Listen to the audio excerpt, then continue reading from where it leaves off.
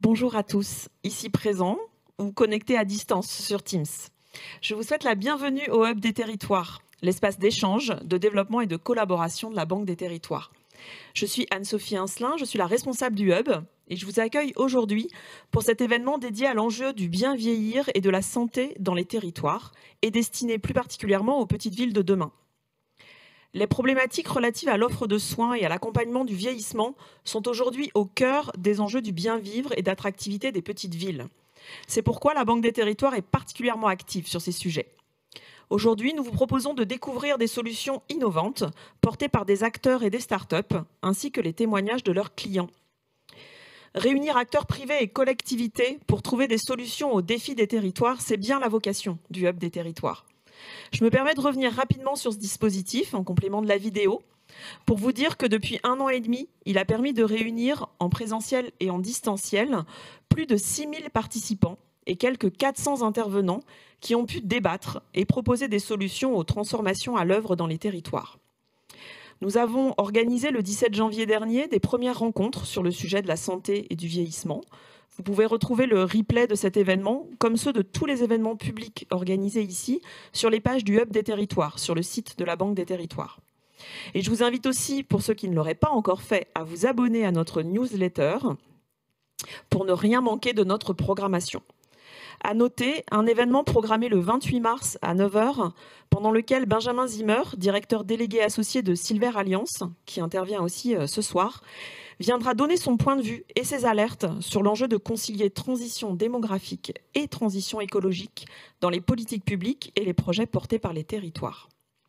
Voilà, je donne la parole à Franck Chéniaud, coordonnateur du programme Petites Villes de demain à la Banque des Territoires, pour vous présenter dans le détail les objectifs et le déroulé de notre rencontre.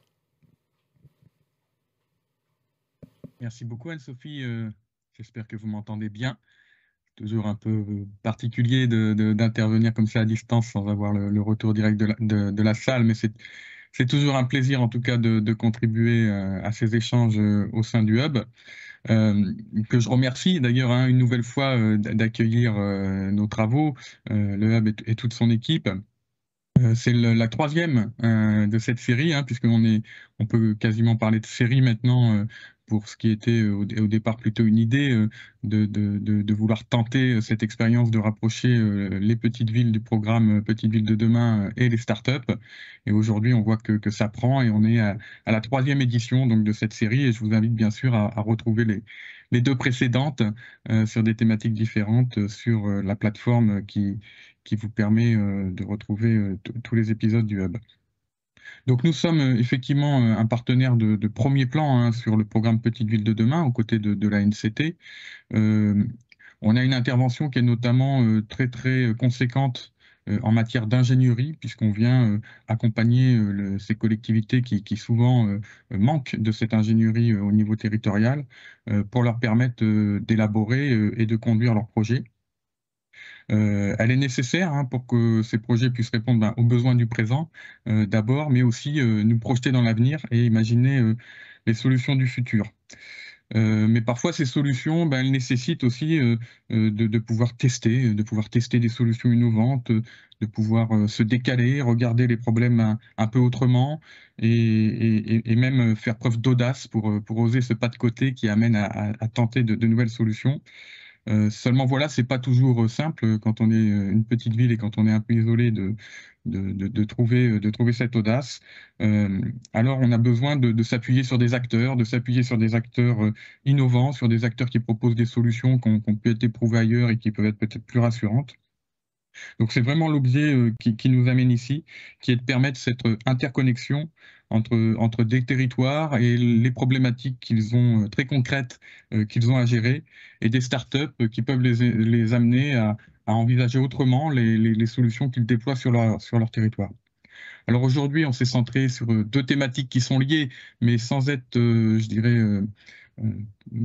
sans se recouper complètement. Une première qui est l'accès aux soins et la seconde qui est donc l'accompagnement du vieillissement. Ce sont deux thématiques qui sont particulièrement vitales pour les petites villes. On le sait bien, les petites villes sont des pourvoyeuses de services au territoire qu'elles irriguent. Et donc les services de santé sont très structurants dans le rôle de centralité qu'elles peuvent avoir pour leur territoire. De ce fait, elles sont aussi un peu les garantes d'un territoire vivable pour les habitants, puisqu'il faut qu'il y ait suffisamment de services disponibles. Je dirais, cette garantie d'un territoire vivable, elle doit être pensée dès aujourd'hui, mais aussi pour les futures populations qui peuvent être accueillies dans ces territoires. C'est une condition de leur attractivité dans le futur, sans aucun doute. Et puis, ces petites villes, elles sont également caractérisées pas seulement, mais aussi par une plus forte part de personnes âgées dans leur population. Donc, on voit bien qu'elles sont en première ligne sur ces questions de santé et d'accompagnement au vieillissement, en première ligne pour agir.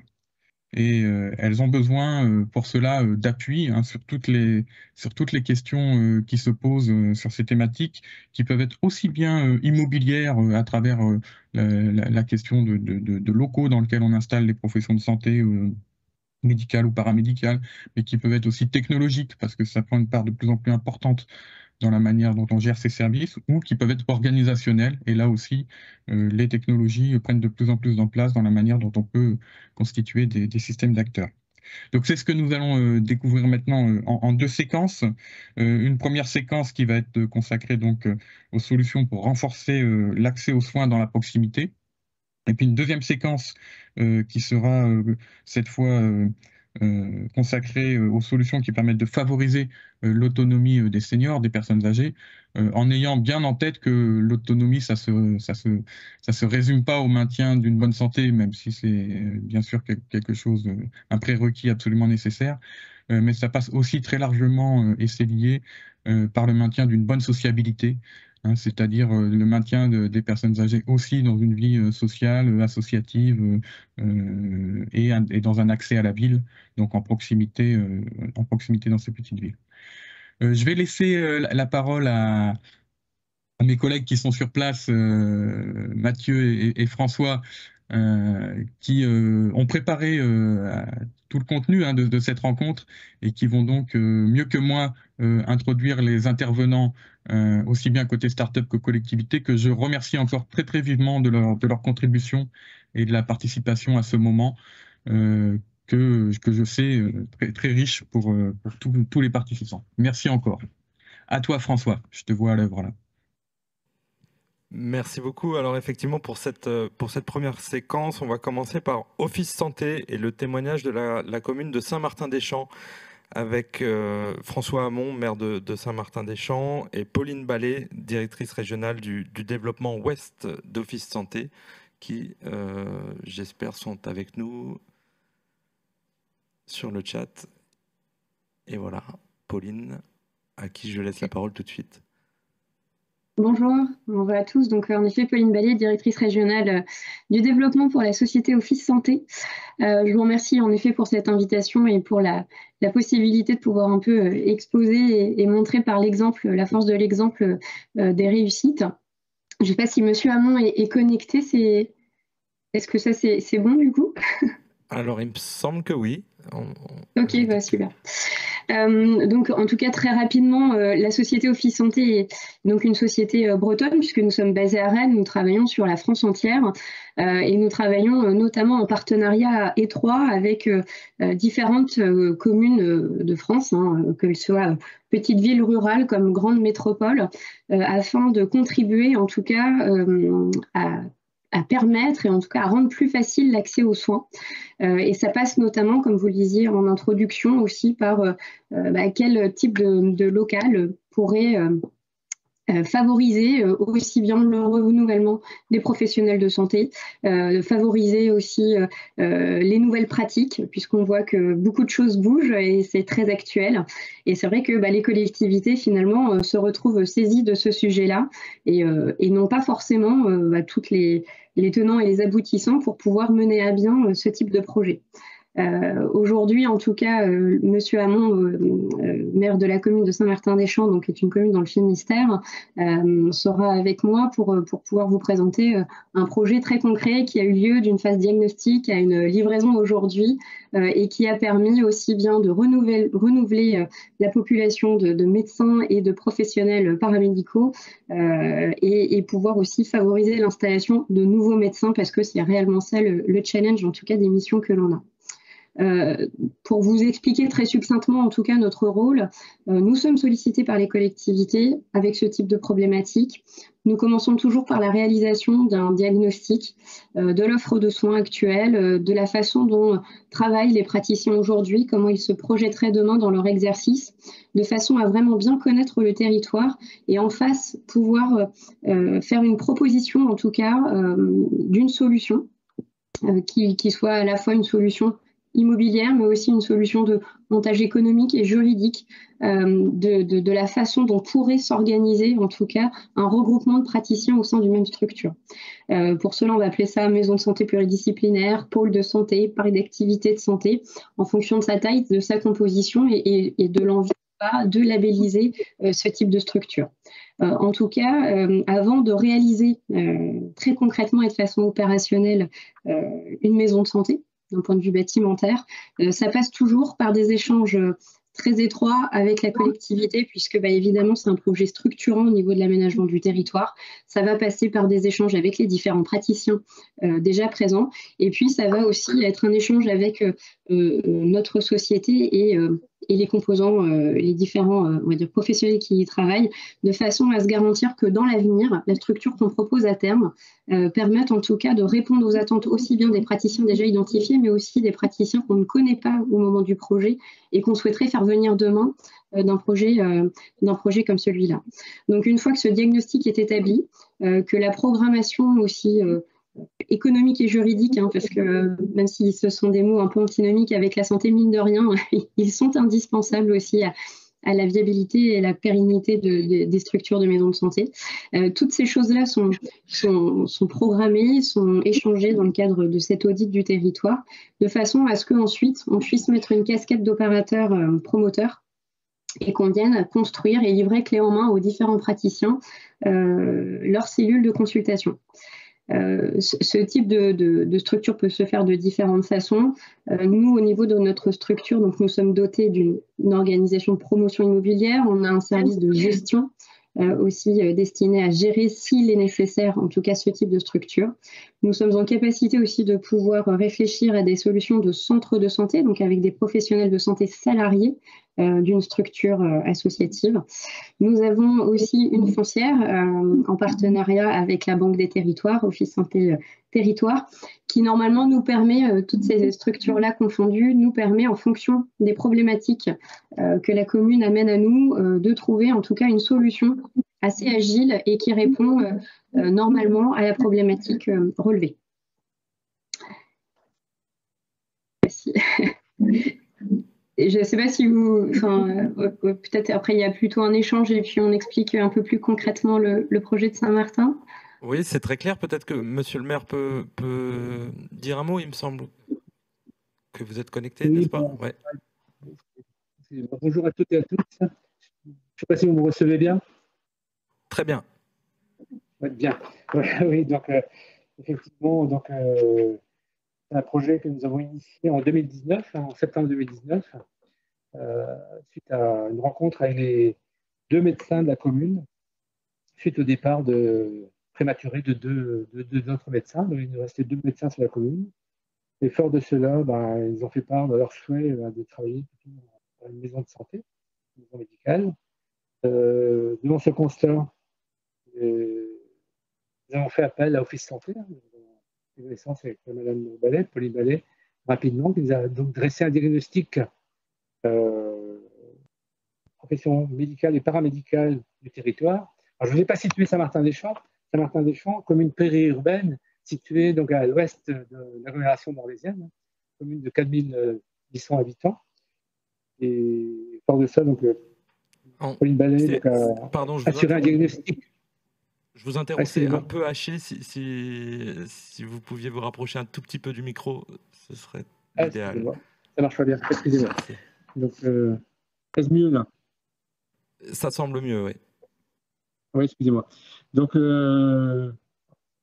comment vous dire? Donc, nous avons sollicité donc l'Office Santé pour réaliser un diagnostic des professions médicales et paramédicales sur le secteur de Saint-Martin et en partie Morlaix, hein, parce que sachant que sur la commune, nous avions aussi une demande de 2 cabinets infirmiers qui souhaitaient se regrouper, déjà existants. Donc, je vous ai parlé des 2 médecins qui rapidement sont arrivés à 4. 2 de leurs confrères les ont rejoints de la commune voisine de Morlaix. Entre-temps, ils ont embauché une jeune médecin qui est venue remplacer un des médecins qui avait pris sa retraite prématurément. Donc, rapidement, nous sommes retrouvés avec 5 médecins pour un potentiel de 6, avec pour objectif de créer une maison de santé avec 6 médecins. C'est ça l'objectif. Il y a eu la période Covid, mais puis durant cette période, Office Santé a travaillé, a poursuivi à distance comment dirais-je, les relations avec les différents avec les différents partenaires, les différents potentiels intéressés par cette maison de santé. Et ça s'est concrétisé rapidement, hein, parce que rapidement, vous êtes en mesure de proposer une maison de santé avec 6 cabinets médicaux, 2 cabinets infirmiers, un endocrinologue, une sage-femme, un ostéopathe et ainsi qu'un chiropracteur. Je pense que j'ai oublié personne de mémoire. Voilà. Particularité de l'opération. Au départ, nous étions partis pour la partie médicale, sur une location communale. Donc, la commune louait donc à l'immobilière d'Office Santé la partie médicale, mais rapidement, nous avons opté pour l'acquisition, où la commune a acquis les 6 cabinets médicaux, et en revanche, les autres professions médicales et paramédicales sont propriétaires de leurs cellules médicales. Donc, nous sommes sur une copropriété. Après, je reste à votre écoute pour d'autres questions. Et alors, finalement, cet accompagnement de bout en bout, du diagnostic jusqu'à la venue de médecins, combien de temps ça a pris? Entre le premier contact et l'inauguration, 3 ans, avec la période Covid, donc durant cette période. C'était une affaire rondement menée, hein, entre l'idée et la mise en service, la mise en service effective, et il s'est passé 3 ans, 36 mois. Et alors, Pauline, chez Office Santé, ce sont les délais qu'on observe habituellement? Oui, à peu près sur la phase, c'est-à-dire que quand on est sollicité en effet pour un premier rendez-vous et l'inauguration, on va dire ça, on compte à peu près 3 ans en effet entre l'amorce du projet, le diagnostic, la rencontre avec chacun, puis après évidemment il faut trouver un foncier, faut mobiliser les différents praticiens, puisque c'est des délais qui peuvent paraître courts pour ceux qui ont l'habitude en tout cas des process immobiliers, mais qui peuvent paraître une éternité pour les praticiens. Donc, il faut savoir garder mobilisé. Monsieur Hamon, en effet, évoqué la venue de nouveaux médecins qui sont venus remplacer certains déjà partis d'internes qui finalement aussi sont restés en partie parce qu'ils savaient que sur un délai quand même moyen pour eux, il y avait une vraie solution d'une maison de santé pluridisciplinaire dans laquelle ils allaient pouvoir se retrouver en termes d'exercice. Puisqu'on voit bien qu'aujourd'hui, une des réponses en tout cas à la venue de nouveaux praticiens, parce qu'on parle beaucoup des médecins, mais c'est tout un écosystème, hein. Les médecins sont évidemment très très importants dans ce système-là, mais aussi gravitent tous les autres spécialistes ou paramédicaux. On voit bien que pour soit sédentariser son offre ou non plus la renforcer, le modèle d'exercice, et notamment pour les jeunes médecins, la recherche est plutôt dans la collaboration et l'échange. Et ça passe aussi par des lieux où finalement ils peuvent se rencontrer facilement, pouvoir échanger. Donc c'est vraiment tout le principe, en tout cas des projets que l'on porte, c'est de se dire ça va permettre à la fois de se dire on mobilise un petit peu les praticiens déjà là, on va en chercher de nouveaux, on constitue le projet, chacun va pouvoir se projeter comme on le disait, à l'achat, à la location. La mairie peut aussi être partie prenante. C'était une des volontés de la mairie de Saint-Martin-des-Champs de pouvoir rester dans le projet, rester dans la copropriété, garantir la pérennité aussi de la destination du lieu, le bien vivre aussi au sein de la copropriété. Donc finalement, c'est ce montage-là qui a fait que la mairie de Saint-Martin-des-Champs c'est plutôt porté acquéreur de cette partie-là. Donc ça permet aussi pour une commune de circonscrire son investissement aux surfaces plutôt dites stratégiques, qui va plutôt être la médecine générale. Parce que quand on parle de maisons de santé communales ou de maisons de santé labellisées avec une maîtrise d'ouvrage publique, finalement c'est la commune qui se porte garant pour l'ensemble de la structure. Ça fait des praticiens qui finalement se retrouvent aussi locataires de force, on va dire, de la commune ou de l'intercommunalité. Et puis, finalement, dans les années à venir, s'ils souhaitent s'inscrire plus durablement, il y a un peu plus de difficultés. Donc là, en tout cas, tout le projet était de se dire comment chaque praticien souhaitait se projeter dans la maison de santé de Saint-Martin-des-Champs. Il en est ressorti que les médecins généralistes et leurs remplaçants avaient plutôt le souhait de rester locataires. Donc, la mairie a joué ce rôle d'investisseur pour eux. Et puis financièrement, c'est important aussi, il faut le dire, c'est-à-dire que ce n'est pas une opération à perte pour la commune, c'est quelque chose qui, entre guillemets, ne doit pas peser sur les deniers publics. Donc, en tout cas, je sais que monsieur le maire a été très regardant à cet équilibre financier-là et là-dessus, on est parfaitement d'accord en accord avec ça. Et puis derrière, les autres praticiens ont pu se porter aussi acquéreurs de leurs différentes salles de consultation. Et l'intérêt, c'est qu'ensuite, ils puissent partager des espaces communs, une salle de convivialité, voilà, différents locaux communs, de façon où ça puisse favoriser l'échange sans en contraindre dans le fonctionnement les praticiens. Et ce qui veut dire que un projet comme celui-ci, alors monsieur Hamon, vous avez oublié quand même une salle de consultation qui était volontairement vide en plus dans l'espace paramédical, qui aujourd'hui aussi est occupée. Donc au niveau de la médecine générale, c'était 6 salles de consultation plus une salle d'urgence. 2 étaient vides. Aujourd'hui, on est à plein sur la médecine générale et sur la partie plutôt paramédicale, en effet, on avait une salle de consultation à vide et aujourd'hui qui est aussi occupée par une psychologue. Donc voilà, l'idée, c'est de pouvoir vraiment composer, favoriser les rapprochements sans aussi aller dans l'ingérence du fonctionnement parce que c'est ce qui est assez rebutant pour les professionnels de santé et dans leur inscription dans ce type de projet. Une question du chat, me semble-t-il? Oui, alors une question du chat et je vais me permettre d'en ajouter quelques-unes de plus. Alors, on a un des participants qui nous demande si vous pouvez détailler un peu plus le temps que prend chaque étape. Donc j'imagine l'étape de diagnostic, l'étape ensuite d'immobilière et l'étape peut-être de mobilisation des professionnels de santé. Je me permets d'ajouter une réflexion et quelques questions. D'une part, c'est une très bonne nouvelle. Je suis content de constater que la commune de Saint-Martin-des-Champs est presque aujourd'hui surdotée finalement en professionnels de santé. C'est une boutade évidemment. C'est très intéressant ce modèle de la copropriété qui a émergé dans le cadre de vos réflexions. Est-ce que la copropriété, c'est l'un des modèles qui a été souligné par la phase de diagnostic, la phase d'étude que vous avez menée du côté d'Office Santé? Première question. Et seconde question, je me permets juste de reprendre mes notes. Est-ce que... non, mais écoutez, on va rester sur cette question-là. Enfin, toujours est-il, est-ce que ce serait possible de détailler précisément ce que le diagnostic a pu mettre en exergue? Je me permets de répondre peut-être, monsieur Hamon? Oui. Alors, en tout cas, généralement sur les délais, sans forcément parler de Saint-Martin-des-Champs, puisqu'en effet, assez justement, on était en période Covid, donc c'était un peu plus rock'n'roll, on va dire, mais en règle générale, on est à peu près sur 2 mois et demi à 3 mois de diagnostic.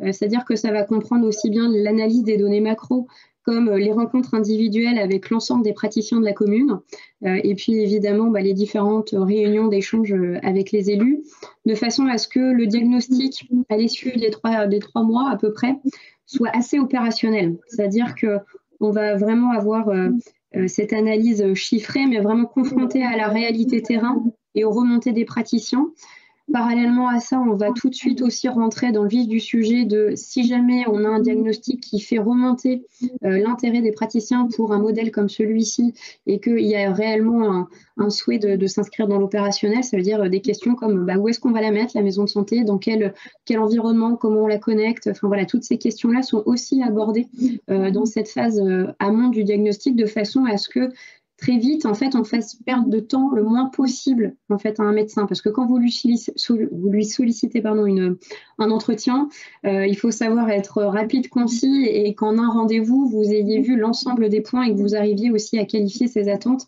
et ses besoins.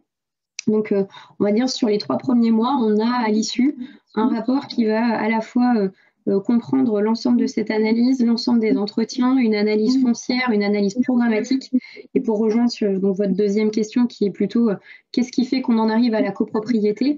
Alors déjà, volontairement, c'est quand même un modèle que l'on porte parce que on voit bien qu'il faut être agile aussi, parce que encore aujourd'hui, plus qu'hier, on voit bien qu'il y a un vrai sujet sur le renouvellement des praticiens, sur leur inscription dans le temps. Il y a un vrai sujet financier aussi pour eux, de s'inscrire durablement sur des investissements immobiliers qui sont forts pour eux. Donc finalement, le sujet de leur poser la question de c'est quoi votre attente et comment vous vous projetez fait qu'en effet, à la fin d'un diagnostic, on va aussi avoir une photographie assez exacte de quel montage immobilier et juridique est le plus opportun. Si on se rend compte qu'on a l'intégralité des praticiens qui finalement se mettent dans un souhait plutôt de location, là, dans ces cas-là, c'est pour ça aussi qu'on a cette foncière-là, Office Santé Territoire, avec en partie la Banque des Territoires comme associée auprès de nous, c'est une vraie réponse aussi à ce type de demande. Quand finalement on a une mixité dans les attentes, on va de façon très pragmatique monter un projet en copropriété. Quand on va avoir une collectivité qui va souhaiter s'inscrire durablement dans le projet, comme la mairie de Saint-Martin-des-Champs a souhaité le faire, on va pouvoir composer avec les différents attendus de chacun. Et c'est ça qui fait qu'aussi une maison de santé ne va pas faire le dossier d'après, parce qu'elles sont toutes relativement différentes, aussi bien dans leur composition que dans leur forme juridique.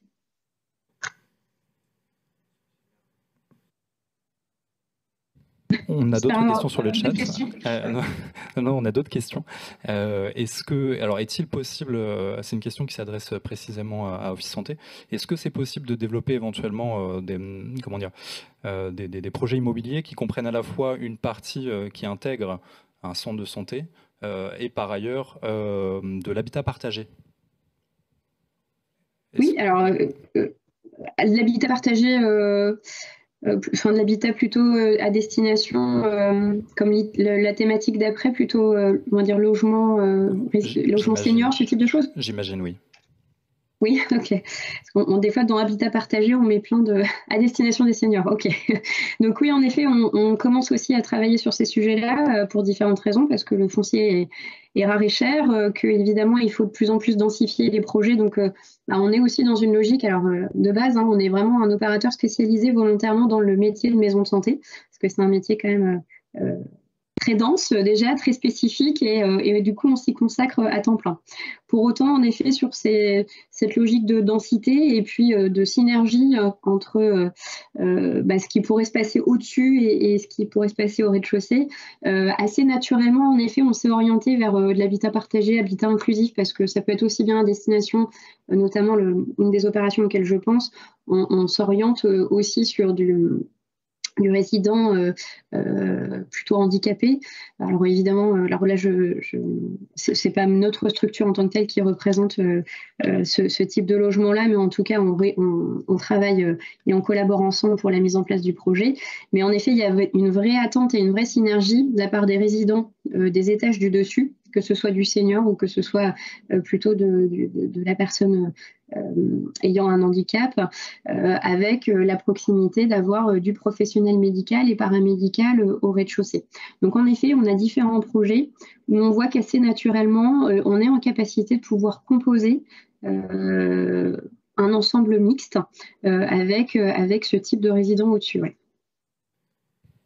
Manifestement. Aujourd'hui, à ce stade-là, on a des projets, on va dire, on en a 3 en stade permis de construire en cours d'instruction, on n'en a pas de réalisé.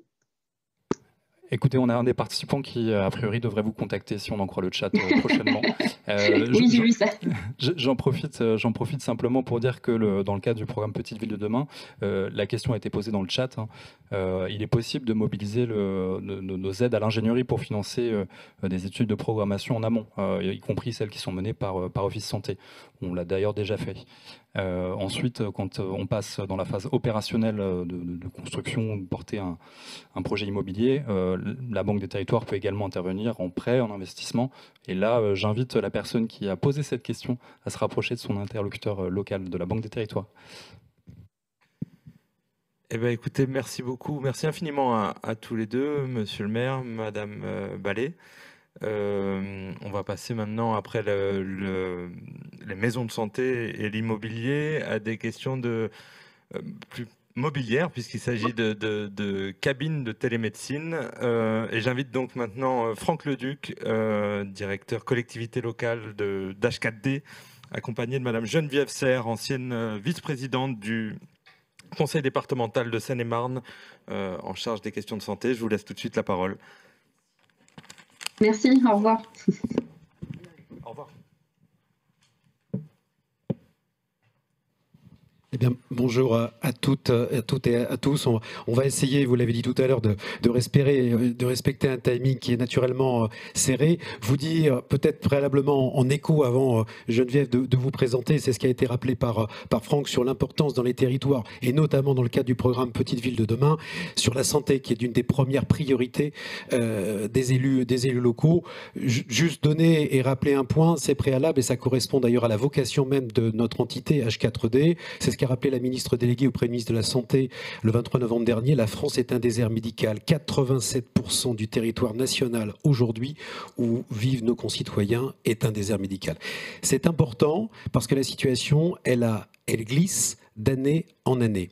Et ce point est le point aujourd'hui, et compte tenu aussi de l'expérience qu'on a et qu'on a effectivement ensemble, notamment en Seine-et-Marne, on rappellera que la Seine-et-Marne est un territoire extrêmement impacté. Geneviève le dira tout à l'heure, et c'est pour ça que le département a fait appel à nous. Le premier désert médical du territoire national, c'est l'Île-de-France. Ce préalable étant indiqué, H4D, c'est le premier acteur aujourd'hui de la télémédecine clinique en France, aujourd'hui porté et animé par notre présidente Valérie Kossuta. Et sa vocation première, je l'ai dit, c'est de pouvoir venir en aide auprès des collectivités qui aujourd'hui se situent en situation de souffrance par rapport aux médecins, au manque des médecins, au manque de praticiens, à la fois en médecine de premier recours et en médecine de spécialité. H4D s'articule autour d'un concept qu'on va vous montrer au travers d'une vidéo qui est une cabine de télémédecine clinique qui a vocation à pouvoir à distance connecter un médecin qui peut se trouver à distance d'un territoire en souffrance pour réaliser un examen clinique en respectant deux éléments fondamentaux d'une consultation médicale. Vous allez le voir, le respect du colloque singulier. La cabine permet la confidentialité des échanges entre le médecin et le patient et la possibilité de réaliser à l'intérieur de cette cabine. H4D propose une gamme très large effectivement de produits sur ce sujet-là, de pouvoir réaliser un examen clinique. Ce qui permet aux médecins à distance, et Geneviève reviendra sur le sujet de façon très pratique, de pouvoir diagnostiquer, prescrire, délivrer une ordonnance. Et donc aujourd'hui, l'expérience d'H4D, elle est sur des territoires multiples. Évidemment, sur des territoires qui portent la santé au cœur de leurs prérogatives, même si la santé c'est un élément régalien, conseils départementaux, métropoles, régions, et évidemment en priorité les petites villes. Et c'est pour ça qu'aujourd'hui, qu'il s'agisse effectivement du tissu périurbain ou du tissu rural, on y est présent. Et évidemment, pour nous, la Banque des Territoires correspond en fonction des demandes qu'on peut avoir sur l'ensemble des départements qui nous sollicitent une véritable priorité pour bâtir des projets pérennes. Peut-être maintenant vous montrer une petite vidéo qui est en fait une expérience de terrain, alors qui est réalisée non pas en Île-de-France, mais dans le département de l'Ain, où H4D est implanté maintenant depuis 3 ans, au sein d'une collectivité, petite collectivité, 3500 habitants, qui effectivement, au travers de l'initiative du Conseil départemental de l'Ain a souhaité porter notre solution, notre cabine de télémédecine clinique auprès de ses habitants. Pour vous dire une idée, vous allez le voir, la cabine, ça reprend en écho d'ailleurs à ce qui a été dit précédemment sur la maison de santé. Eh bien, la maison de santé avait été inaugurée en 2016, ils attendaient 7 praticiens, un seul est venu et la cabine effectivement apparaît comme un élément de complément qui permet d'offrir une offre de soins aujourd'hui pérenne puisqu'elle fonctionne maintenant depuis 2 ans de façon effective. Donc vous allez en avoir une petite démonstration. La vidéo n'est pas de nous, elle a été portée directement par le territoire, c'est-à-dire par le département de l'Ain.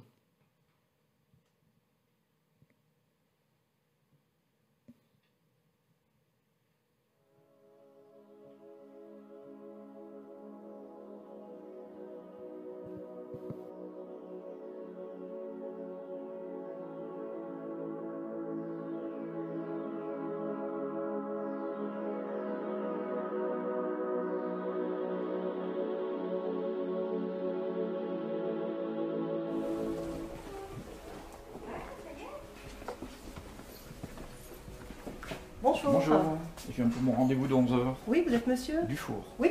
Je vous laisse entrer. Je vous laisserai vous nettoyer les mains s'il vous plaît. Le gel hydroalcoolique. Vous vous installerez donc dans la cabine. Lorsque vous serez assis donc sur l'écran, vous suivrez les instructions. Vous mettrez votre carte vitale.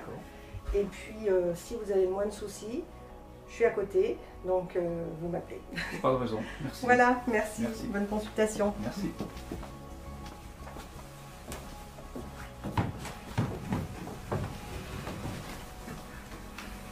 Veuillez insérer votre carte vitale dans le lecteur situé face à vous. Veuillez patienter pendant que le professionnel de santé se connecte.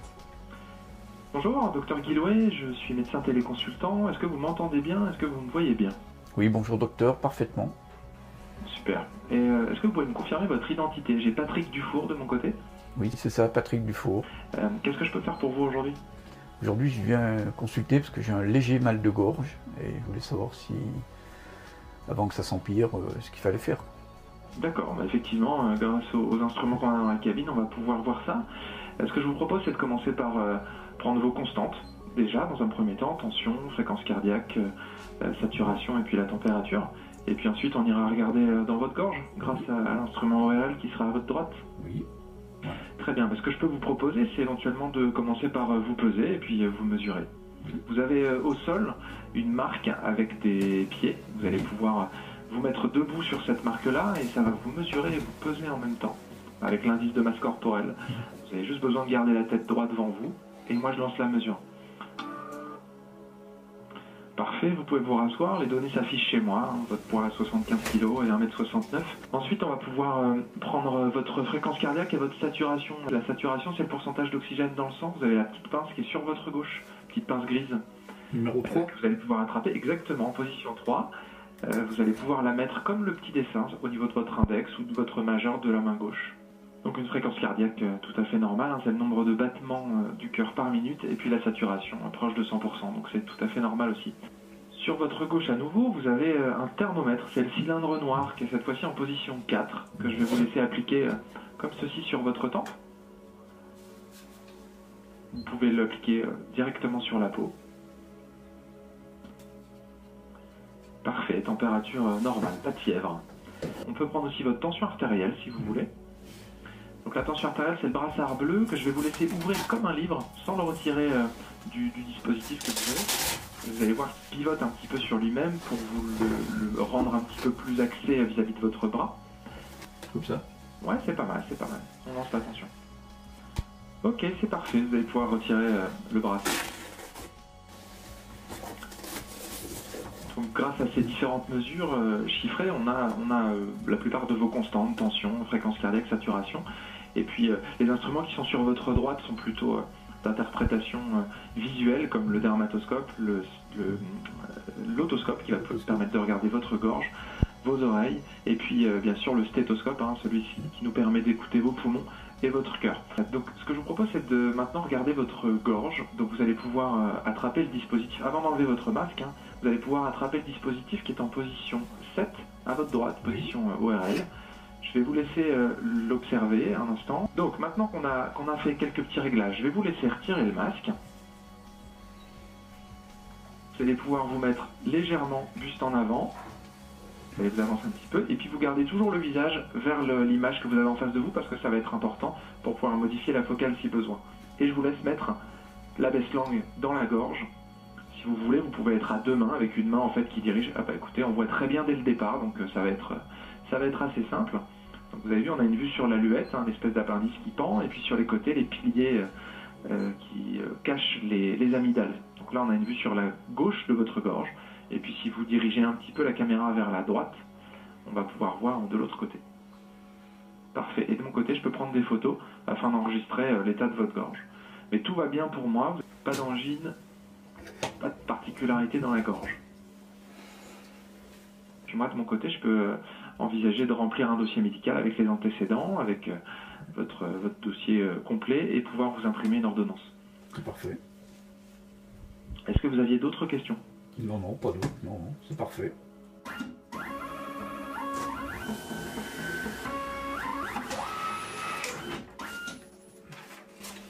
Donc je vais vous laisser bien voir ce qui est écrit sur l'ordonnance et puis me dire si tout est clair pour vous. Si vous avez des questions, n'hésitez pas. Oui, pour moi c'est parfait, j'ai pas de questions. Voilà. Ok. Et je vous remercie.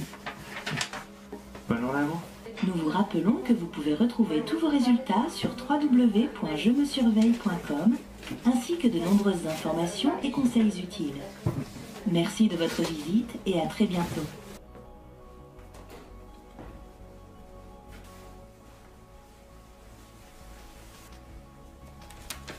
Voilà, consultation terminée. Très bien, vous avez bien récupéré vos ordonnances, J'ai les ordonnances, et j'ai tous vos les tickets constantes. pour les médecins. Très pour bien. les médecins traitants. Merci. Eh ben, Au plaisir. bonne journée. Au revoir, Au merci. revoir. Moi, j'ai trouvé que c'était très professionnel, qu'on peut y aller en toute sécurité, qu'on sent qu'il y a un médecin qui est attentif et attentionné, qui n'est pas dérangé par le téléphone ou sa salle d'attente qui se remplit et qui est complètement dédié à son patient. Voilà. Donc je suis entièrement satisfait de ce genre de consultation.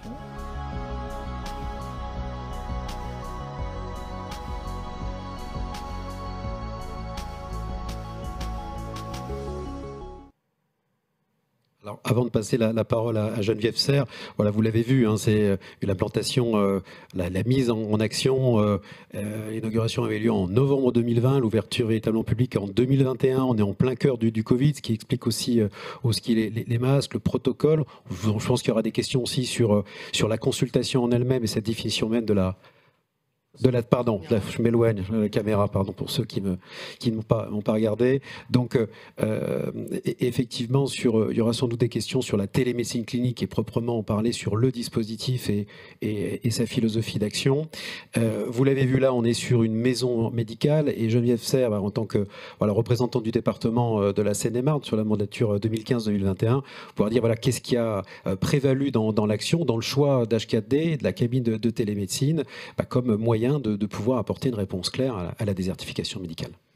Bonjour à tous. Alors effectivement, en 2018, on se préoccupe de la santé des Seine-et-Marnais. On est l'avant-dernier territoire en présence médicale sur la France, puisque le dernier c'est Mayotte.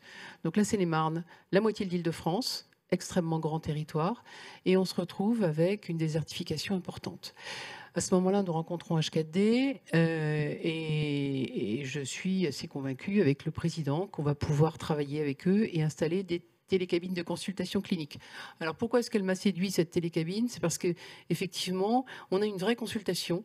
On n'est pas en visio, on n'est pas avec une visio avec son ordinateur. On est avec un médecin, certes comme une visio, mais avec des prises de constante, avec une vraie analyse. Enfin, on le voit bien dans le film, on voit bien qu'on peut tout à fait savoir sa température, différentes constantes importantes pour faire un diagnostic.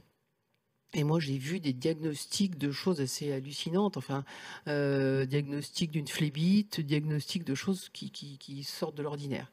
Enfin, qui sortent de l'ordinaire, qui ne sont pas quelque chose d'évident quand on arrive dans une cabine, voilà, en disant j'ai mal à la jambe.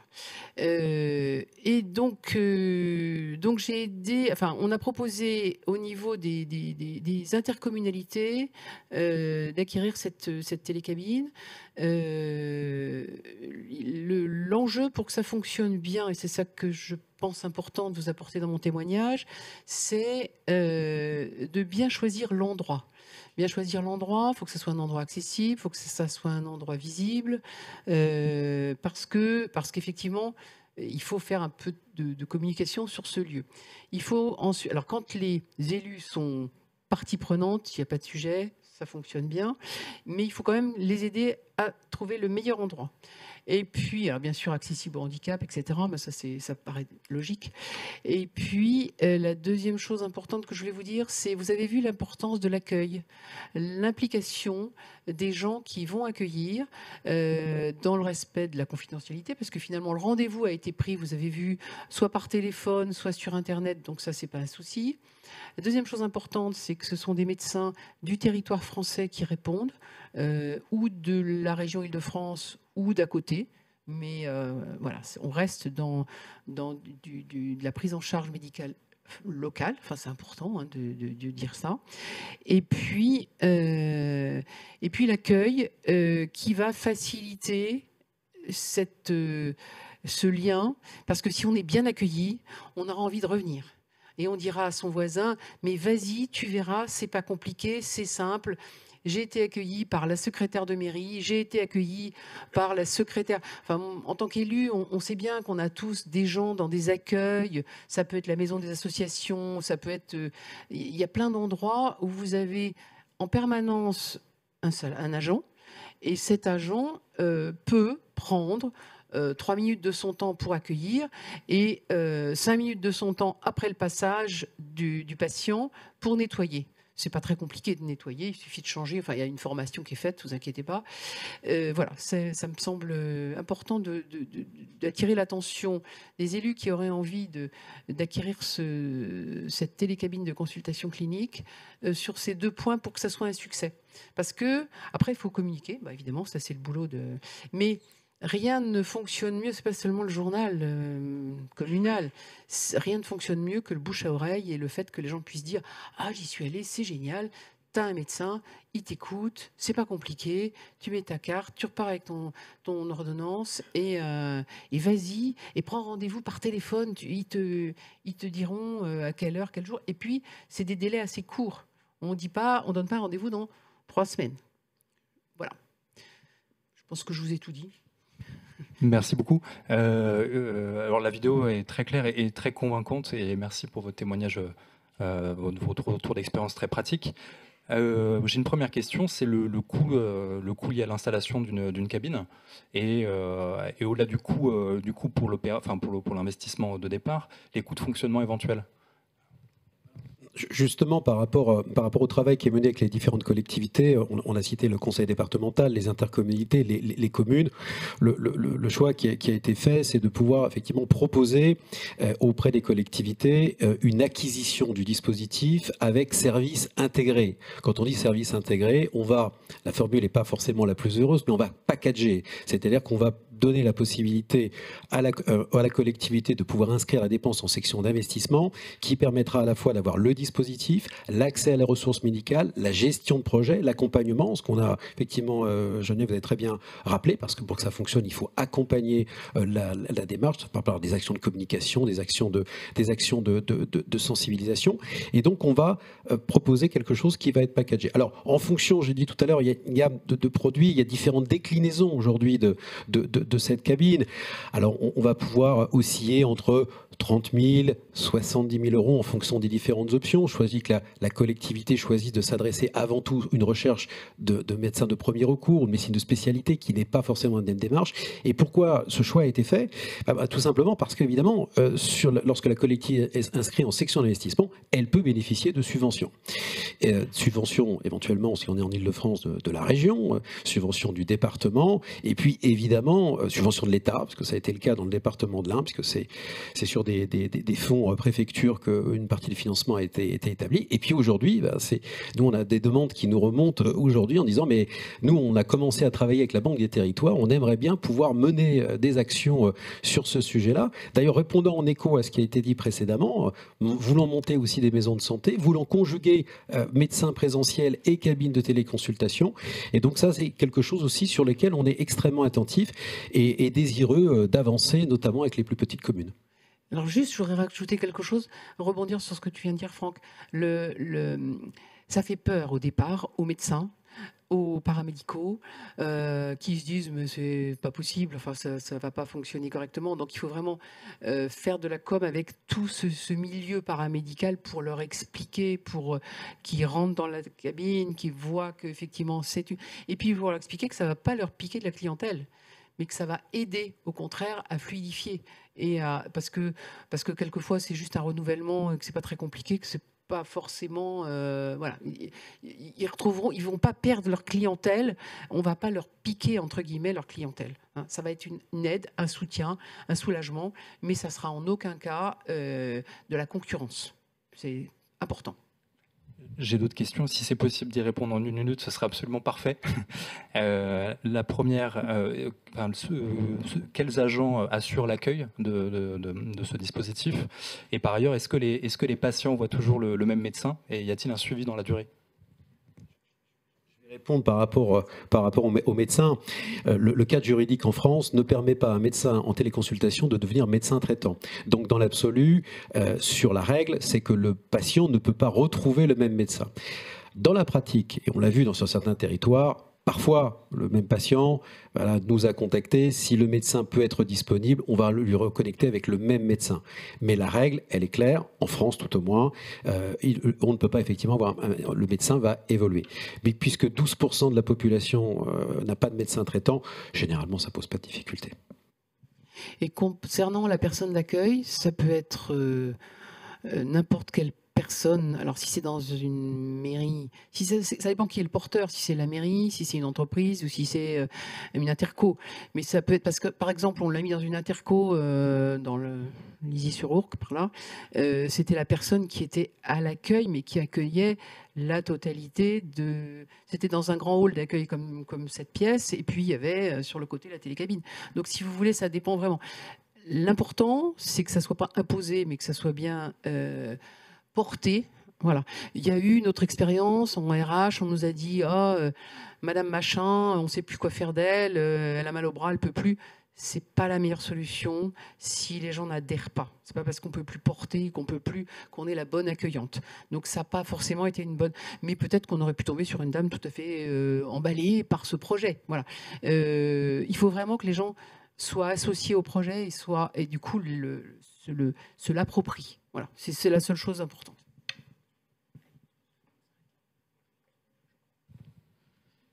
Eh bien, écoutez, merci beaucoup. À moins que vous vouliez ajouter une dernière chose, mais on est... Merci infiniment. Beaucoup. Merci beaucoup.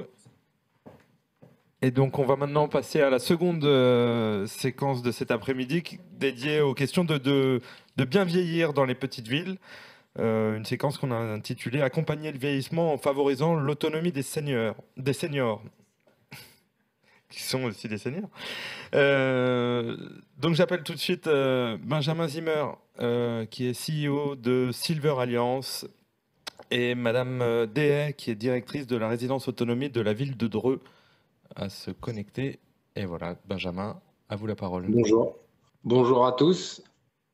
Alors, effectivement, on va attendre que Madame Dehay se connecte, parce que c'est quand même elle, la star des 15 prochaines minutes.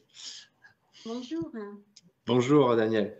Alors peut-être avant de commencer, déjà vous remercier Anne-Sophie, Franck, François, Blandine pour cette invitation à venir témoigner d'une action que nous avons mise en place au sein de la résidence que Daniel dirige et va vous expliquer. Juste avant, quand même, quelques éléments de cadrage. Donc, comme vous l'avez déjà dit avec le sujet de la téléconsultation et de la borne de téléconsultation, et avant avec le sujet de la désertification médicale, on est face aujourd'hui à des enjeux qui sont majeurs et qui posent de grandes questions, notamment sur l'accompagnement des personnes âgées sur des territoires où les professionnels de santé et de soins sont de plus en plus rares. Alors là, je vous parle au titre de mes compétences et de mes fonctions que vous avez évoquées, François, mais je suis aussi au conseil scientifique de la Société française de gériatrie et de gérontologie. Et donc, par rapport à cela, ce que je voudrais vous dire, c'est qu'aujourd'hui, si je prends le cas des chutes des personnes âgées, vous avez aujourd'hui un plan triennal qui est porté par le ministère de la Santé, qui prévoit comme objectif de réduire de 20% les chutes mortelles et accidentelles. Je vous donne juste quelques chiffres parce qu'ils sont interpellants. Aujourd'hui, en 2023, vous avez 130 000 hospitalisations qui sont liées à des chutes, 10 000 décès et un coût pour la sécurité sociale de 2 milliards d'euros. Donc ça, c'est en 2023. Maintenant, projetons-nous juste dans ces temps, en 2030. Vous allez avoir une augmentation du nombre de personnes âgées de plus de 75 ans de 47%.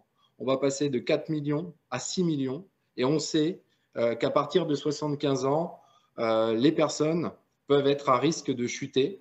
Et pour lutter contre les chutes qui ne sont pas liées qu'à un environnement insatisfaisant en termes de marche, enfin en termes d'infrastructure, il faut aussi pouvoir leur accorder du temps et de la prévention avec des professionnels de santé pour, par exemple, mesurer la vision, l'audition, l'alimentation, la posturologie. Et évidemment, tous ces acteurs-là, tous ces professionnels n'existent pas sur tous les territoires. Donc, c'est la raison pour laquelle chez Silver Alliance, que je dirige, nous avons des entreprises qui sont en capacité aujourd'hui de travailler les unes avec les autres pour pouvoir venir faire dans des lieux de vie où vivent des personnes âgées, des dépistages et qui vont permettre ensuite pour la résidence et son équipe d'envisager après des plans d'accompagnement avec les acteurs locaux. Et c'est important parce que ce n'est pas juste one shot, on vient dépister, mais c'est également ensuite l'accompagnement. Et c'est ce que va vous témoigner pour le coup Daniel, que je vais laisser se présenter. Donc on a préparé notre intervention sous un format de questions-réponses. Donc Daniel, bonjour. Je vous invite à vous présenter, à expliquer sur quel territoire vous êtes, dans quelle ville vous êtes et le fonctionnement de votre résidence très rapidement. Donc, je m'appelle Daniel Dé, je suis responsable de la résidence autonomie La Vaumonnet qui est située à Dreux en Eure-et-Loire. J'ai en location 63 studios, donc pour 63 résidents. Et ma résidence est dotée, alors c'est un service qu'on appelle forfait soins courants qui ne veut pas dire grand-chose, mais en fait, il est doté d'un financement ARS pour avoir une infirmière sur place à temps complet et une auxiliaire de soins.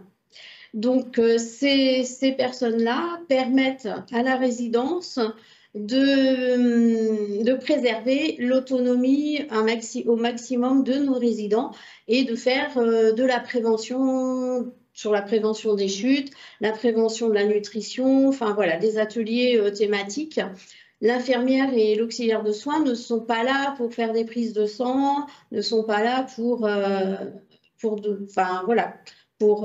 toutes ces raisons-là, mais juste, elles ont un rôle de prévention.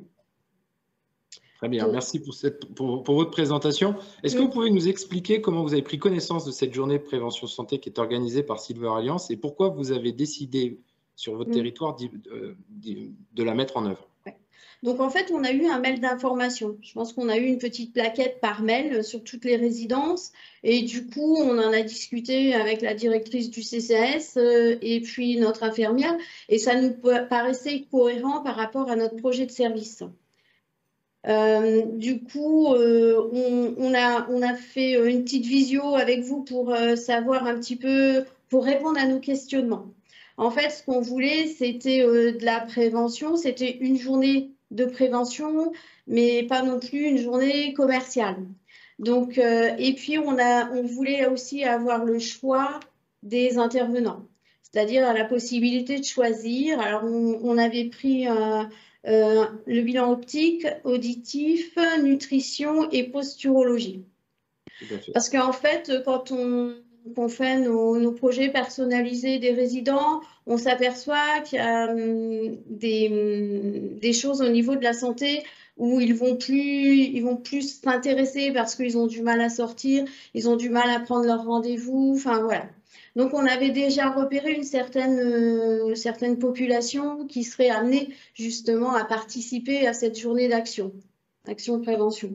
Alors justement, cette journée, tous ces spécialistes sont venus. Je rappelle juste à tout le monde que ce sont des spécialistes qui ont des diplômes, qui sont professionnels. L'audioprothésiste, il ne sort pas de nulle part. Il est audioprothésiste avec un diplôme qui est agréé. L'opticien, il est opticien également. Donc, ces professionnels sont tous venus le même jour dans votre résidence. Comment s'est passée cette organisation?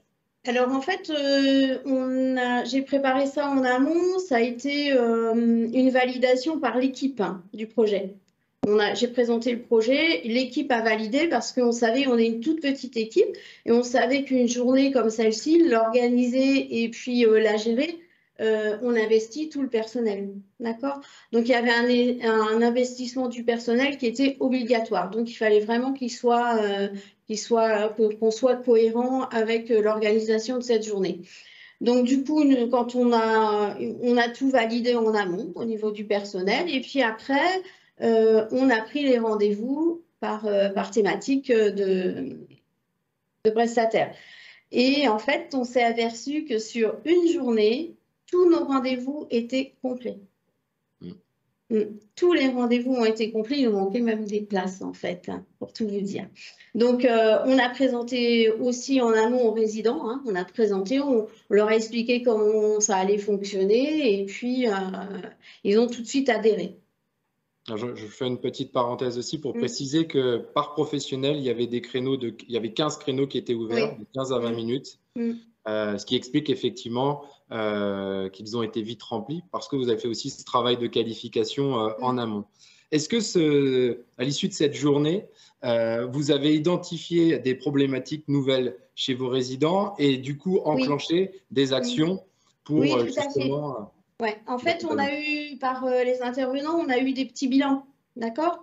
Ce qui nous a permis, parce que c'est confidentiel quand même aussi, enfin voilà, on n'est pas forcément, les résidents ne nous parlent pas forcément de leurs problématiques. Donc du coup, on a eu des petits bilans qui nous ont permis d'aller voir les résidents, de voir un petit peu les situations. Alors je vais donner un exemple tout simple. Une personne qui a rencontré la nutritionniste, elle prenait ses repas toute seule chez elle, d'accord? Et en fait, elle n'équilibrait pas du tout son alimentation, ce qui fait qu'elle avait des problèmes de surpoids, de santé, enfin voilà, ça a engendré tout un tas de problématiques.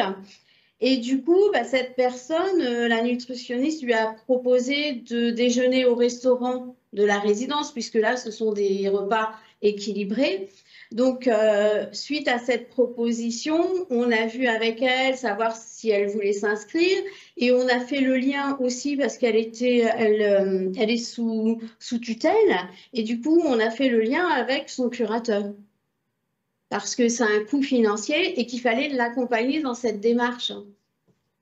Donc, voilà. Et puis, on a d'autres exemples, problèmes d'audition et de vision.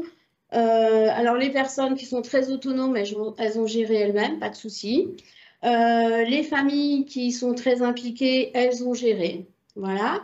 Et puis, nous, on a géré tous les gens qui sont un petit peu isolés et qui ne sont pas en capacité de prendre leur rendez-vous, d'aller choisir, par exemple, leurs lunettes, leurs appareillages auditifs. Donc, voilà, tout ça, c'est le personnel qui est allé avec eux et on a finalisé des choses. Très bien. Voilà. Je réponds à une question en même temps. Donc, parce que vous n'êtes pas une résidence Domitis, vous êtes une résidence autonomie de la ville de Dreux. C'est une résidence portée par la ville. sociale. Ouais. Exactement. Voilà. Et donc, par rapport justement à la question, c'est que ces professionnels sont venus. Comment vous avez financé cette journée? Avec quel budget vous avez pu financer cette journée? Alors, en fait, le conseil départemental nous alloue un forfait autonomie. Donc, on a rédigé une fiche action et c'est rentré dans le cadre du financement du forfait autonomie. Tout à fait, tout à fait. Très bien. Est-ce que vous pouvez nous en dire un petit peu plus sur la satisfaction de vos résidents et puis de votre équipe de cette journée? Ouais, alors pour l'équipe, c'était dense en fait, une journée dense, mais satisfaisante parce que du coup, on a vu que les résidents avaient été bien accueillis aussi. Voilà, ils étaient satisfaits et on a eu des bons retours. Donc voilà, c'était une belle journée malgré le travail que ça a pu et la dynamique qu'on a été obligé d'engager. Voilà. Est-ce que cette journée-là était complémentaire de ce que vous mettez en œuvre au quotidien auprès de vos résidents? Oui, c'est complémentaire.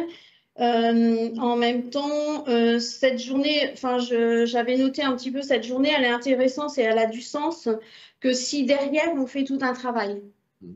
Voilà, si c'est juste passer une journée à faire des visites et qu'il n'y a rien derrière qui se passe, c'est pas constructif, quoi. Donc du coup, oui, il fallait mettre des choses derrière. C'est une préparation avant. Le jour des rencontres, c'est intense. Et puis après, il faut faire du lien. Il faut faire vivre cette journée. Alors, je voudrais comme j'ai participé à l'analyse des résultats, donc je tiens à dire à tous ceux qui nous entendent que tous les résultats sont anonymisés. Respect strict du CNIL, de la CNIL, de la RGPD. Il n'y a aucune donnée sur le nom, le prénom de la personne. Les informations qu'on recueille nous permettent de qualifier son sexe, son âge et ses problématiques. Et parmi les problématiques, le questionnaire d'impact ou de satisfaction, appelez-le comme vous le souhaitez, toutes les questions, elles ont été formulées au préalable avec les professionnels de santé qui ont l'habitude de rencontrer ce type de patients. Des choses qui sont quand même intéressantes. Sur le nombre de personnes, il y en a à peine 20% qui avaient déjà consulté un gériatre, un médecin gériatre. Donc, ça vous laisse imaginer qu'il y a encore beaucoup de choses à faire de ce côté-là. Vous aviez, je crois, une quarantaine de pourcents de personnes qui avaient fait une chute dans les 12 derniers mois. Donc, ça nécessite aussi d'avoir des réflexions en termes de plan d'action pour éviter que ces chutes arrivent. Donc, ça en fait partie là, mais peut-être aussi l'aménagement de la résidence. Et puis, si on rentre dans le détail, vous aviez certaines personnes qui avaient besoin typiquement de régler des lunettes parce que les lunettes n'étaient plus réglées à leur vue ou qui nécessitaient de revoir un ophtalmo pour avoir une nouvelle ordonnance, sauf que l'ophtalmo, il est très rare sur le territoire. Et donc, les professionnels sont aussi là avec la directrice. En tout cas, moi, c'est mon souhait pour les prochaines qu'on mettra en œuvre, de travailler en équipe avec vous pour que justement, eux qui connaissent les ORL, etc., puissent après vous accompagner encore plus vite vers des prises de rendez-vous auprès de ces spécialistes. Est-ce que vous avez quelque chose à ajouter encore, Daniel? Et puis peut-être après, on prendra une ou deux questions si on a encore le temps. Non, alors nous, oui, on est vraiment dans cette démarche, en fait, du bien-être du résident et préserver sa santé. Alors, ce n'est pas que sa santé physique, c'est aussi sa santé mentale. Donc, du coup, on a signé une convention avec l'hôpital de Dreux. Nous avons une équipe gérontopsie qui vient rencontrer certains résidents à leur domicile. Donc ça, voilà, on fait des partenariats aussi maintenant qui peuvent être importants et qui facilitent les choses. Très bien. François, je vous laisse la main. Non, merci. Benjamin, est-ce que vous pourriez nous rappeler la liste des professionnels de santé que vous êtes capable de mobiliser sur une journée comme celle-là? Vous évoquiez des opticiens, des audioprothésistes. Je crois que ça va même... quel autre type de catégorie de médecins? Des posturologues, bientôt des dentistes. On a aussi des acteurs avec qui on travaille qui font de la téléconsultation. Donc, on pourrait aussi apporter le médecin avec une borne de téléconsultation ou un autre dispositif.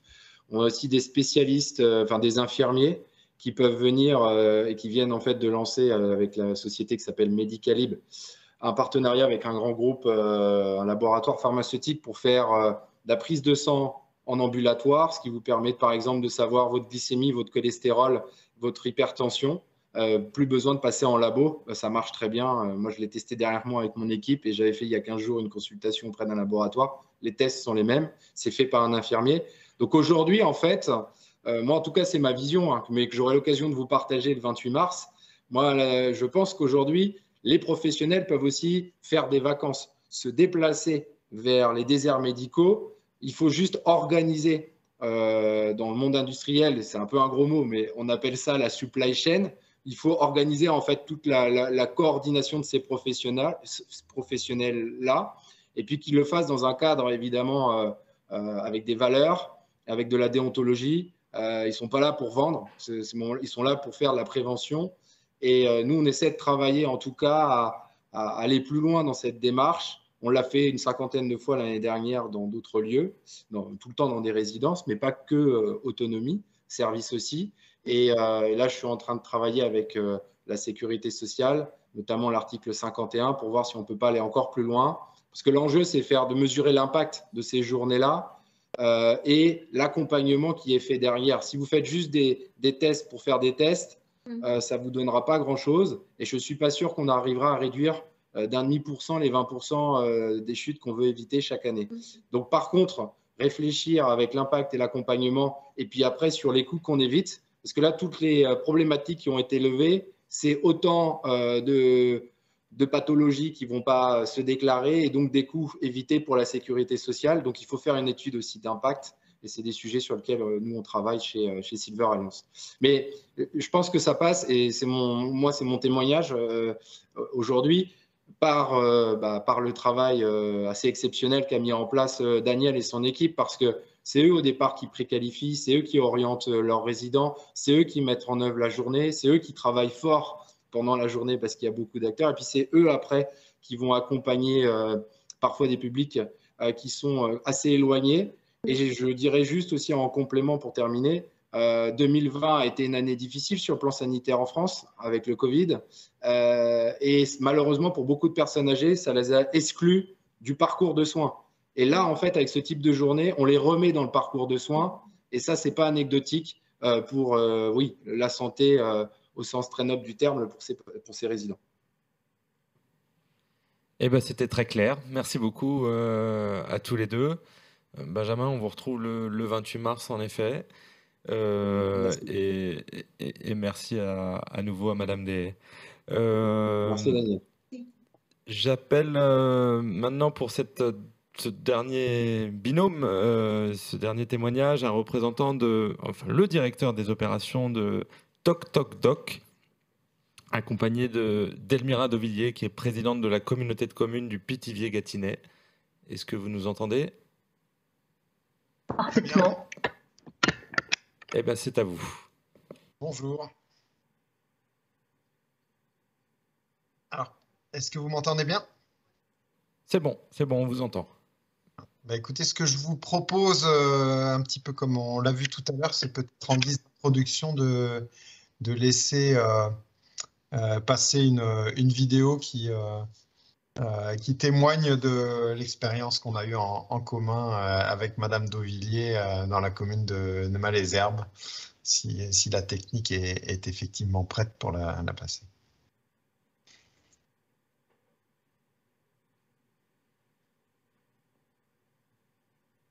C'est quand même important pour les personnes qui sont comme moi dépendantes, qui ne peuvent pas bouger.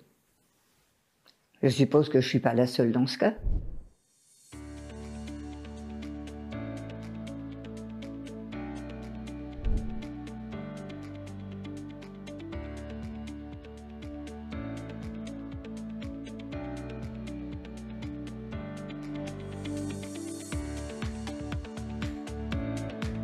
Alors notre territoire, comme tous les territoires, est confronté bien sûr à une problématique d'accès aux soins, puisque comme toutes les villes de France, nous n'échappons pas à la règle. Nous avons une carence en médecins, nous avons des médecins qui sont vieillissants, qui vont partir à la retraite. Alors nous avons actuellement 6 médecins sur le Malesherbois, dont 4, voire 5, vont partir à la retraite dans les 2 années qui arrivent. Face à cette problématique d'accès aux soins de plus en plus grande pour nos administrés, eh bien on cherche toutes les solutions. Et toutes les solutions sont bonnes. Elles sont complémentaires. Elles ne viennent pas se gêner entre elles. Je m'appelle Rachel, je suis infirmière chez Toc Toc Doc au sein de l'agence France Service du Malesherbois. C'est intéressant parce qu'on arrive sur un territoire où il n'y a pas de médecin. Et comme je le vis moi aussi au quotidien, pour moi personnellement, et je l'ai vécu quand je travaillais en EHPAD, dans un EHPAD assez éloigné aussi, je me suis dit que ce serait une manière d'aider les gens encore un peu plus. On a débloqué des situations donc, pour des personnes qui étaient en rupture de soins ou qui avaient des grosses difficultés pour leurs ordonnances à renouveler. Donc je pense que... Et puis on apporte de l'humain. Des gens ils aiment bien parler avec des vraies personnes. Je pense que c'est ça la différence. Je m'appelle Yvette Montmonet, j'ai 85 ans. Rachel est très, comment je vais dire, très agréable et elle m'a très bien expliqué ce qu'il en était, donc je n'ai pas eu de soucis. Et le docteur, je ne sais pas dire son nom, est aussi très proche, même en vidéoconsultation. Donc on peut discuter avec lui, c'est très bien. Et passer par elle, c'est beaucoup mieux. En plus, comme je suis dépendante, c'est quand même beaucoup plus facile pour moi. Je pense qu'on a un bon contact. Elle ne pensait pas qu'il pouvait être aussi sympa, ça pouvait malgré tout créer des liens, même derrière un écran. Le fait qu'il y ait une infirmière, une personne physique pour accueillir les usagers, ça leur permet de, comment dire, de pouvoir échanger physiquement avec quelqu'un, même s'il y a le système d'écran avec le médecin, il y a vraiment l'infirmière qui est là et qui a les outils. La première, ils venaient un peu étonnés et automatiquement derrière, ils ont pu reprendre des rendez-vous avec Rachel. Et effectivement, les gens sont très satisfaits déjà du rapport avec Rachel. Et puis, ils ont une réponse assez rapide, une ordonnance assez rapide qui peut être délivrée par un médecin. Donc, on a effectivement 100% que des bons retours. On va dire les instances à côté, comme la mairie, nous envoie, ou la pharmacie même d'à côté, nous envoie les usagers en leur disant qu'il y a effectivement un service de télémédecine et que Rachel peut potentiellement effectivement les prendre en rendez-vous. Ah bah moi, sur un territoire comme le nôtre, c'est sûr que pour moi, ça a besoin d'être pérennisé. Et vraiment, ce côté mobile, c'est ce qui me paraît le plus intéressant. Alors bah, pour les personnes à domicile, l'intérêt, c'est qu'elles avaient tout simplement une réponse à leurs problématiques et qui était facile d'accès. Donc certaines personnes ont pu avoir une prise en charge qu'elles n'arrivaient pas à avoir. Et pour les habitants du secteur, ça leur apporte une solution. Pour ceux, en tout cas, qui en ont bénéficié, dans l'ensemble, ils sont très, très satisfaits. De par la présence de Rachel, qui c'est vrai que permet de faire l'intermédiaire avec le médecin, expliquer ce qu'ils n'auraient pas compris, et puis voilà, une prise en charge aussi bienveillante en fait.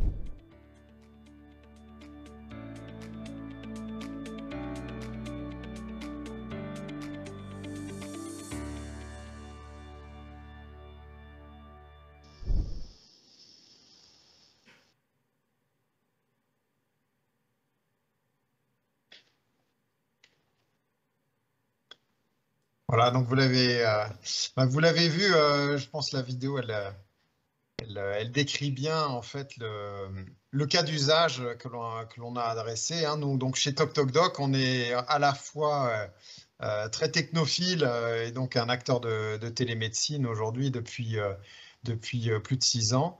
Et puis, mais on ne croit que en la télémédecine accompagnée, comme vous l'avez compris. Donc, on s'appuie sur des infirmières formées et ça a été le cas de ce qu'on a expérimenté donc à Malesherbes. Mais je peux peut-être laisser Madame Dauvilliers donner les éléments de contexte parce que c'est eux qui justifient beaucoup de choses. Bonjour à tous. Merci de l'invitation et de pouvoir me permettre de témoigner. Est-ce que vous m'entendez bien? Parfaitement. Alors, c'est un petit peu, on est arrivé là un petit peu par hasard, mais pas tellement, puisque je suis la présidente d'une communauté de communes qui compte 32 communes, 26 000 habitants en milieu rural, avec tout ce que cela veut dire. Et vous l'avez vu dans la petite vidéo, voilà, comme tout le monde, nous avons une carence en offre de soins. Et une population vieillissante. Un intervenant le rappelait que les choses ne vont pas aller en s'améliorant, et c'est normal que l'on puisse vivre le plus longtemps possible et le mieux possible. Et nous sommes arrivés à expérimenter Toc Toc Doc parce que nous avons répondu à un appel à projet émanant de la Banque des territoires, puisque parmi mes 3 villes-centres de la communauté de communes, 3 sont labellisés Petites Villes de demain. Donc, nous avons été lauréats de cet appel à projet et nous avons vu donc arriver la solution Toc Toc Doc, assez rapidement d'ailleurs, hein, je dois le dire, peut-être un peu trop rapidement parce qu'il a fallu démarrer sur les chapeaux de roue, mais tout ça, ça s'est fait. Et non seulement, comme son nom l'indique, c'est une expérimentation, mais aussi, ce qui était intéressant pour nous, c'est que ça se passait au sein de la maison France Service. Parce que nous croyons beaucoup aux maisons France Service, hein, 3 villes-centres, 3 maisons France Service sur les villes-centres, et on peut mettre ce que l'on veut hein, dans les maisons France Service, et on peut y mettre aussi une offre de soins adaptée aux besoins de la population. Et très vite, eh bien, ça a fonctionné. Le petit film dit tout, hein, un accueil, ça a été souligné, c'est important, un lieu, c'est important, un lieu où on a accueilli, repéré, repérable. Aussi, ça tient aussi au fait que même si nous sommes dans la télémédecine, il y a une infirmière qui est là, l'humain qui accompagne tout au long. Et surtout, nous, on a vu une réelle plus-value dans le déplacement de l'infirmière, puisqu'il y avait des consultations au sein de la maison France Service, mais aussi le déplacement de Rachel à domicile des personnes les plus empêchées, soit par l'âge, soit par le handicap. Ça, c'est une réelle plus-value.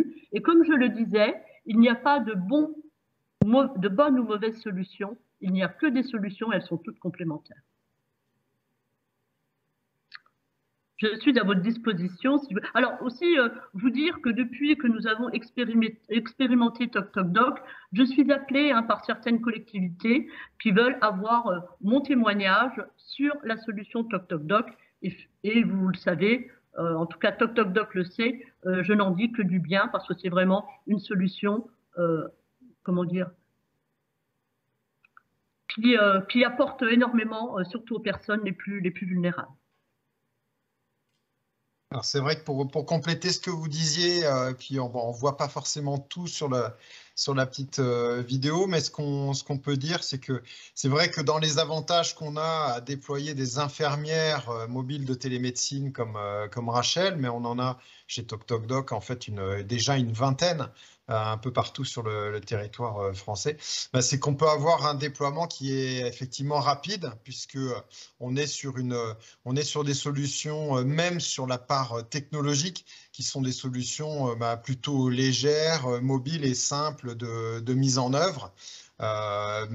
Mais on retrouve les mêmes technologies que ce qui a déjà été abordé par le passé. Hein. Elles sont en fait bardées dans leur sac d'instruments de mesure pour prendre les constantes. Donc, c'est un stéthoscope connecté pour permettre aux médecins généralistes d'entendre le cœur et les poumons. C'est un otoscope, ça on l'a vu, mais ça va aller sur des instruments qui peuvent être aussi plus poussés parce qu'on s'appuie justement sur la compétence des infirmières. Donc, elles vont manier des électrocardiographes, donc elles vont réaliser des ECG, des échographies également. Donc, on peut être à la fois sur une solution qui est évolutive, hein, puisqu'il suffit qu'on s'intéresse à un nouveau domaine de la médecine ou à de nouvelles technologies, parce que de nos jours, il ne se passe pas une journée sans qu'un nouveau dispositif médical ne voit le jour. Donc nous, on fait beaucoup de veille justement technologique pour pouvoir équiper chaque jour un peu plus nos infirmières avec de nouveaux dispositifs. Mais par contre, alors la contrepartie de ça, c'est forcément qu'il y a une formation qui est poussée hein, de nos infirmières, même si elle est arrivée effectivement très vite. Je pense qu'on avait dû mettre le projet vraiment sur pied en l'espace de peut-être 2 mois, je pense. Hein, c'est à peu près ça. Alors, elles ont beaucoup de dispositifs mobiles, mais on avait aussi créé une salle de consultation avec un grand écran donc qui permet de créer des conditions finalement très proches de la télécabine qu'on a pu voir plus tôt. Mais elles ont une formation qui est poussée. Hein, elles ont entre 3 et 4 semaines de formation, puisqu'elles rencontrent et elles sont formées par les professionnels de santé avec lesquels notre pool de médecins partenaires avec lesquels on opère. Donc, elles vont avoir des formations avec un cardiologue, avec un ORL, enfin voilà, un certain nombre de professionnels de santé qui vont s'assurer qu'ils ont bien, grâce à l'infirmière, finalement un peu le prolongement de leur bras sur place et qui va pouvoir réaliser les bonnes opérations. Voilà ce que je peux peut-être préciser. Préciser également que le médecin, puisque la patiente qui témoigne a manifestement beaucoup apprécié de travailler avec notre médecin, là c'est une expérimentation sur laquelle en fait les gens étaient en contact avec le même médecin. Et ça a eu pour impact, enfin, c'est comme ça que l'on lit aussi les statistiques qu'on a pu avoir sur cette expérimentation, à savoir que le nombre moyen d'utilisation je vais dire de notre infirmière, il était supérieur à 2. Donc en moyenne, tous les gens sont au moins revenus une fois. En fait, on avait même des patients qui étaient en suivi encore plus régulier et qui donc sur les 12 mois de l'expérimentation sont revenus plusieurs fois. Donc on a réussi à mettre en œuvre un véritable suivi médical de certains patients également.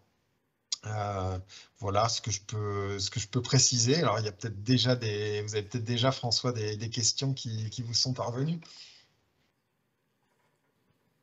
Alors, il y a une question de la salle. Bonjour, Valérie Cossuta, H4D. Effectivement, ce sont des solutions, on est sur le même domaine d'objets connectés pour assurer justement cette sécurité de la consultation.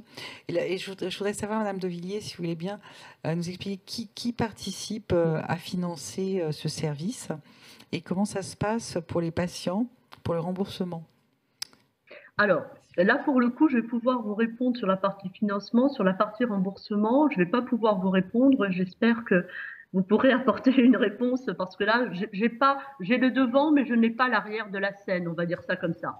Là, pour le coup, c'était une expérimentation et sur la première partie qui concernait les 12 mois d'expérimentation, cela ne nous a rien coûté puisque c'est la Banque des Territoires que je remercie grandement qui a, je dirais, pris en charge l'intégralité de la dépense. Nous avons mis à disposition un local au sein de notre maison France Service.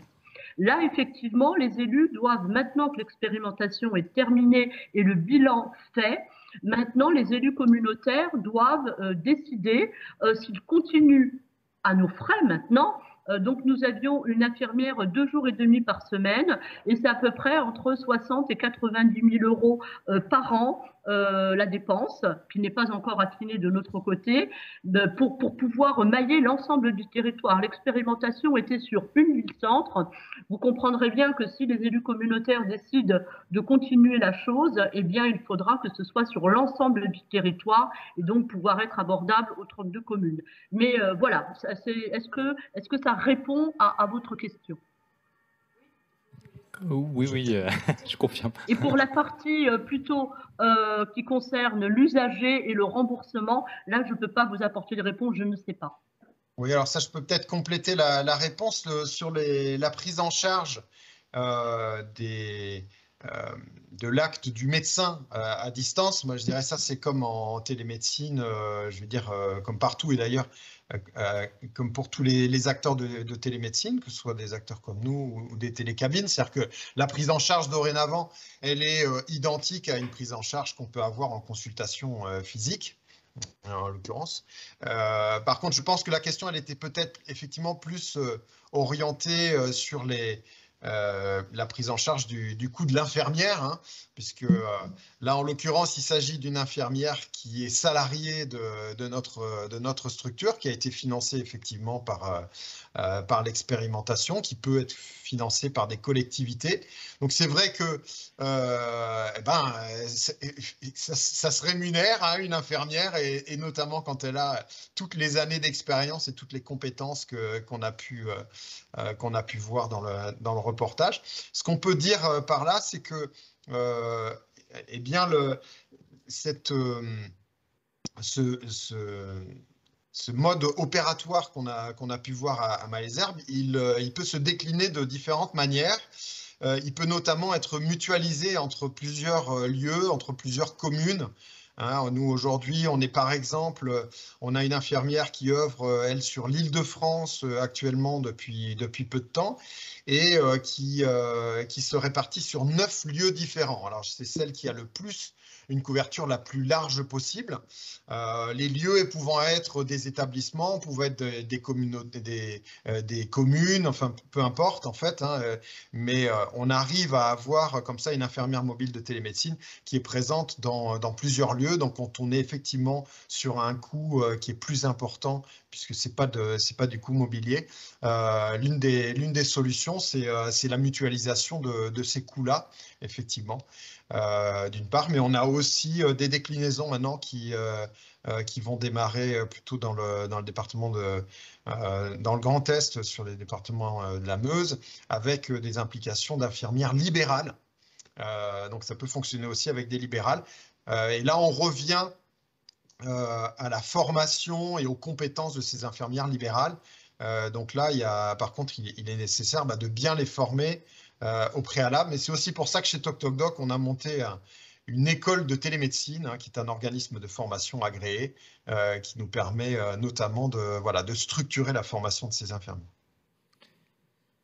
Eh bien, écoutez, je vous remercie beaucoup tous les deux, c'était très clair. Je m'aperçois qu'il est 18h05 et donc c'est le moment de conclure. On a vu cet après-midi une palette de solutions numérique, mais avec de l'humain ou encore organisationnel ou méthodologique. Je laisse la parole à Franck Chéniaud, peut-être s'il veut dire un mot en tant que coordinateur du programme PVD pour conclure cet après-midi. Oui, merci François, très brièvement, parce qu'on peut conclure que très partiellement et très temporairement là, face aux expériences qu'on a vues et dont on voit bien toute l'énergie et toute l'utilité. Moi, je voulais retenir peut-être trois mots au moins, mais la notion quand même d'accélération, parce que ce que j'ai remarqué, c'est que c'est bien souvent ces solutions, voilà, le fait de pouvoir s'appuyer sur des acteurs de l'innovation qui ont déjà éprouvé des solutions est un grand facteur d'accélération. Ils ont identifié les étapes, ils ont de la méthode, ils ont des solutions de montage, ils ont des technologies éprouvées. Donc, il y a vraiment ce facteur de rapidité dans les interventions qui sont proposées. Le deuxième mot que je retiendrai, c'est partenariat, puisque à chaque fois, on voit que la solution technique, certes, mais elle repose sur la mobilisation de tout un écosystème de partenaires. Et c'est aussi ce savoir-faire-là que les acteurs peuvent apporter à travers les solutions. Et puis cette notion d'accueil, hein, qui reste très très forte. Voilà, c'est des solutions technologiques, mais on voit bien que sans l'accueil humain qui l'accompagne, elles sont quand même difficilement, je dirais, autoportantes, hein. Il y a toujours cette notion d'accueil qui est très très forte et qui est très complémentaire de ce que peuvent apporter les solutions sur écran. Alors oui, je me disais, on voit quand même beaucoup d'écrans, on est beaucoup face à des écrans, mais finalement, ce ne sont pas des écrans qui font écran, mais des écrans qui nous rapprochent dans toutes les expériences qu'on a pu voir. Voilà. Et puis pour ce qui est de Petite Ville de demain, évidemment, nous, on continue aussi à faciliter l'expérimentation, à faciliter les solutions des petites villes et à permettre le retour d'expérience. Et je voulais signaler aussi que le 16 mai, donc peut-être prochain rendez-vous pour les petites villes de demain ou ceux qui gravitent, je dirais, autour de ce programme, on va organiser un retour d'expérience, cette fois plutôt sur les questions de commerce, en s'appuyant sur les missions de redynamisation commerciale qu'on a pu lancer dans le cadre du plan de relance. Donc il y a eu un très grand nombre de ces missions qui ont été lancées, un peu pas loin de 300. Et donc là, il sera temps d'en tirer un peu les enseignements et puis de les partager pour l'avenir et avec ceux qui n'ont pas eu ce type d'approche. Voilà, donc ça, ce sera le 16 mai, si ma mémoire est bonne. Et donc, je vous laisse bien surveiller les différentes annonces pour ne pas louper ce prochain rendez-vous. Voilà, François, rendez-vous est pris pour Rendez-vous est pris pour le 16 mai. Merci à toi et merci à tous les intervenants encore une fois et à très bientôt. Au revoir. À bientôt, au revoir.